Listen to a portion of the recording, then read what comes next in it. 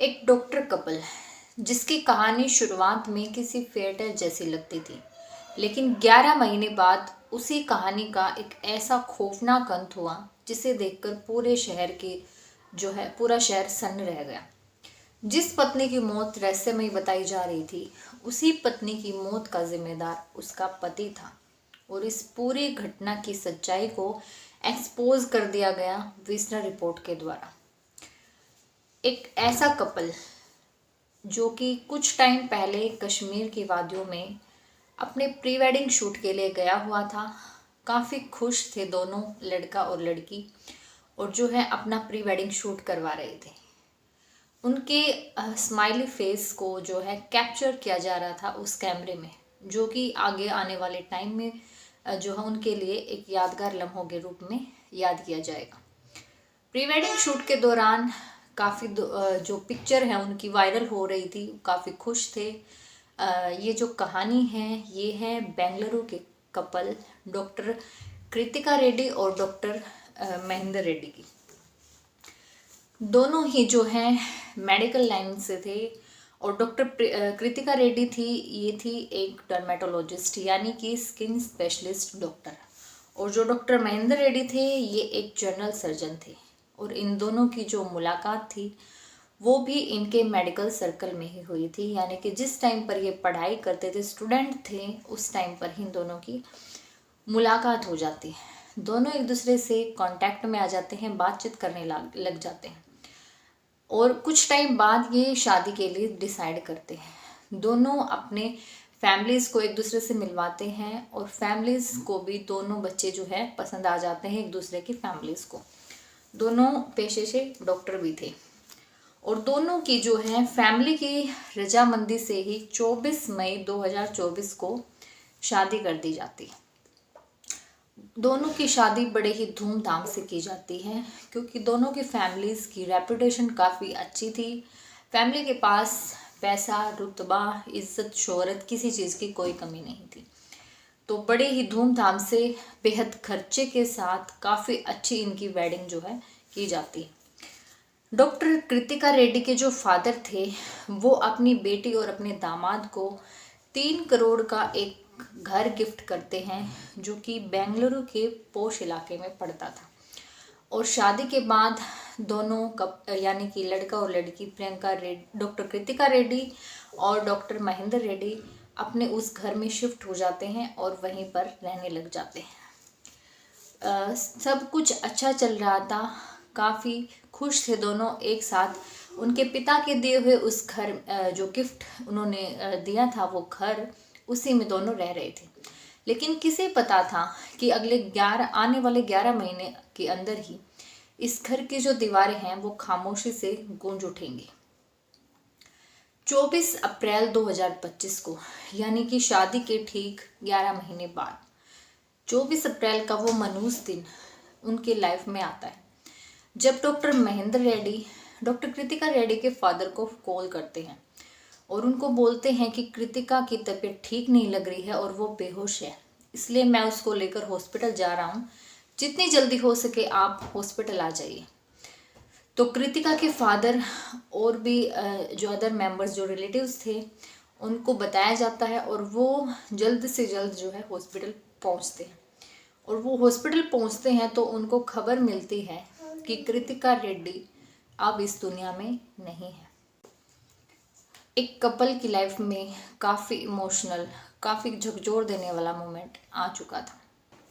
Doctors द्वारा कृतिका की मौत को नेचुरल डेथ बता दिया जाता है क्योंकि कृतिका को पहले से भी कुछ बीमारियां थी। उसको ब्लड प्रेशर की बीमारी थी, उसको गैस्ट्रिक की बीमारी थी और कुछ अदर हेल्थ कॉम्प्लिकेशंस भी कृतिका को थी। और जो कृतिका की फैमिली है वो भी मान लेती है और जो महेंद्र रेड्डी की फैमिली है वो भी बोल देते हैं कि उनकी बहू जो है बीमार थी और इसी के चलते उसकी मौत हुई है। तो नॉर्मल जो हॉस्पिटल्स के जो कानून होते हैं उनके अनुसार लोकल पुलिस को जो है इन्फॉर्म किया जाता है और पुलिस जो है मौके पर वहाँ पहुँचती है और पूरा मामला जानने के बाद पुलिस जो है पोस्टमार्टम के लिए फैमिली पर प्रेशर बनाती है। लेकिन फैमिली वाले मना कर देते हैं। और सबसे पहले डॉक्टर महेंद्र रेड्डी खड़ा था इस लाइन में, जो कि कह रहा था कि नहीं, मैं पेशे से एक जनरल सर्जन हूँ, मुझे पता है अपनी पत्नी की कंडीशन का, और मैं नहीं चाहता कि मेरी पत्नी जो है पहले ही मर चुकी है और अब उसकी बॉडी के साथ आप लोग चीरफाड़ करें। और उसकी इस जो राय है इसमें उसकी फैमिली मेम्बर्स भी उसका साथ देते हैं, क्योंकि सभी ने उसको एक नेचुरल डेथ मान लिया था। और वो अपनी जो है बॉडी का, यानी डॉक्टर कृतिका रेड्डी की बॉडी का जो है अब बुरा हाल नहीं करवाना चाहते थे। लेकिन एक लड़की, यानी कि डॉक्टर कृतिका रेड्डी की बहन, वो भी एक पेशे से डॉक्टर थी, वो उसका मन इस बात को मानने के लिए तैयार नहीं था कि कृतिका की जो डेथ है वो नेचुरल है। तो वो आवाज़ उठाती है कि चाहे कुछ भी हो जाए, पोस्टमार्टम तो होकर ही रहेगा। तो वो पूरे फैमिली मेम्बर्स को मना लेती है इस बात के लिए, और उसके खिलाफ कोई भी जाने की कोशिश नहीं करता।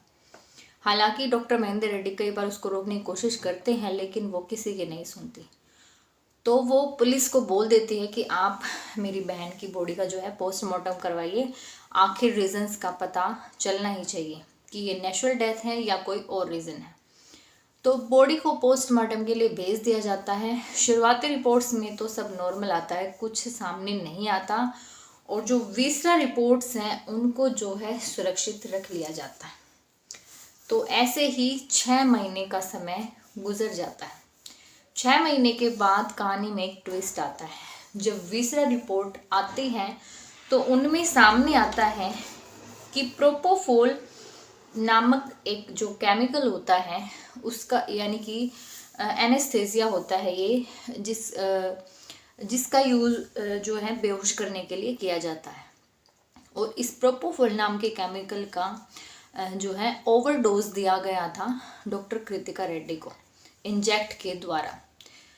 तो जब ये बात सामने आती है तो डॉक्टर महेंद्र रेड्डी को पुलिस जो है पूछताछ करने के लिए पकड़ लेती है, और उसको जो है 14 अक्टूबर को अरेस्ट किया जाता है उससे पूछताछ के लिए।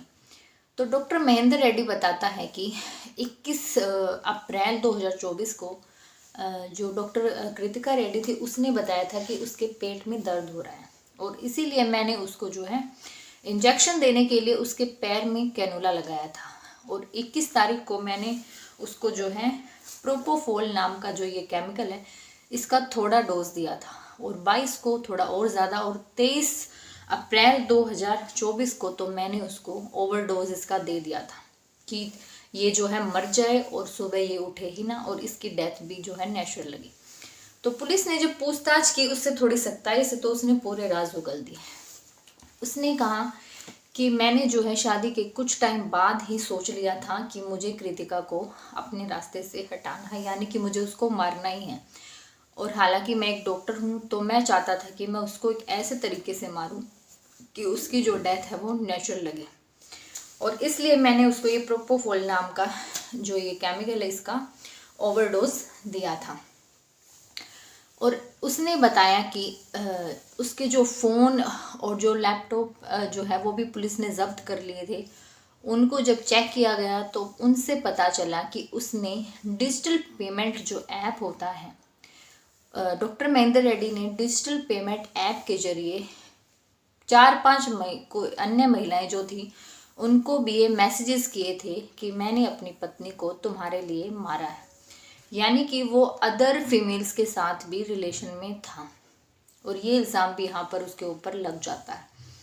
अब उसके लैपटॉप और जो फ़ोन है उसकी अच्छे तरीके से छानबीन की गई, उसमें कई महिलाओं के नाम सामने आए जिससे वो पहले कांटेक्ट में रह चुका था और वो बातचीत उनसे करता था। उस टाइम पर जो पुलिस है वो जो है सारे जो सबूत है वो डॉक्टर महेंद्र रेड्डी के जो खिलाफ थे उनको जुटा रही थी, ताकि डॉक्टर महेंद्र रेड्डी को कड़ी से कड़ी सज़ा जो है दिला सके। और डॉक्टर महेंद्र रेड्डी ने पूछताछ के दौरान यह भी बताया कि जो डॉक्टर कृतिका रेड्डी थी उसकी फैमिली वालों ने उससे ये बात छुपाई थी कि उनकी बेटी को बहुत सारी बीमारियां हैं, जैसे कि उसको गैस्ट्रो की बीमारी थी, बीपी की बीमारी थी, और भी कई उसको हेल्थ इश्यूज़ थे, इसीलिए वो काफ़ी बीमार रहती थी। और उसको टाइम टू टाइम हॉस्पिटल लेकर जाना पड़ता था, और इसी वजह से मैं काफ़ी परेशान हो गया था और मैं चाहता था कि मैं इसको अपने रास्ते से हटा दूं और इसकी डेथ को नेचुरल डेथ भी प्रूव कर दूं।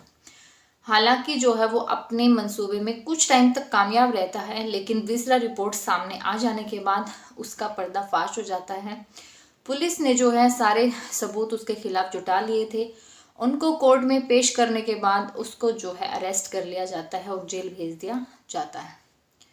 आज की जो पूरी घटना है इसके बारे में आप सबकी जो भी राय है कमेंट बॉक्स में ज़रूर बताना। ऐसी घटनाएं आप सबके सामने पेश करने का मतलब आपके दिल को ठेस पहुंचाना बिल्कुल भी नहीं है, बल्कि आपको आज के ज़माने में हो रही सच्ची घटनाओं से के बारे में अवगत कराना है, जागरूक कराना है। मिलते हैं नेक्स्ट वीडियो में एक और सच्ची घटना के साथ। तब तक के लिए अपना ध्यान रखें, सुरक्षित रहें। जय श्री राम। धन्यवाद।